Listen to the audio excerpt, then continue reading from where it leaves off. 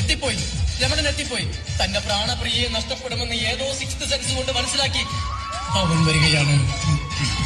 അവൻ വേദന കൊണ്ടാവും ആ കാലുകൾ ഇടർന്നത്. ആ തകർന്ന മുരളിക്ക് തരൂ. ആ തകർന്ന മുരളി ഇന്ന് തരൂ. ഇല്ലെങ്കിൽ അയ്യോ, അത് കിട്ടില്ല. ഞാൻ സൂക്ഷിച്ചു കൊള്ളാം. നീ സൂക്ഷിക്കണം.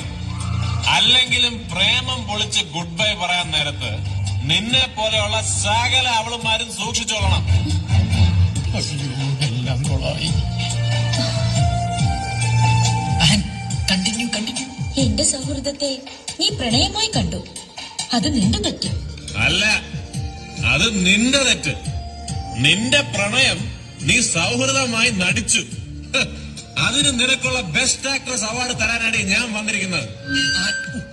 ആത്മബലി കൊണ്ട് നീ എന്നെ ശിക്ഷിക്കരുത്. ആത്മബലി കൊണ്ടല്ലടാ, ചാട്ടവാറ് കൊണ്ട് വേണം ഇവളെയൊക്കെ ശിക്ഷിക്കാൻ.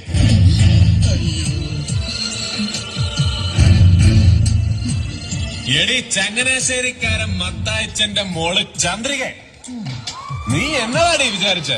നീ അങ്ങ് ഗുഡ് ബൈ പറഞ്ഞു പോയാ ഈ രമണൻ കെട്ടിത്തൂങ്ങിക്കിടന്ന് ആടുവന്നു. അത് പണ്ട്. സൈലന്റായിട്ട് കൈയടിക്കൂ പ്ലീസ്. ഇപ്പൊ എന്റെ കഴുത്തിലൊരു കുരുക്ക് വീഴുന്നെങ്കിൽ അതിന്റെ മറ്റേ അറ്റത്ത് നീയും ഉണ്ടാവും മോളെ.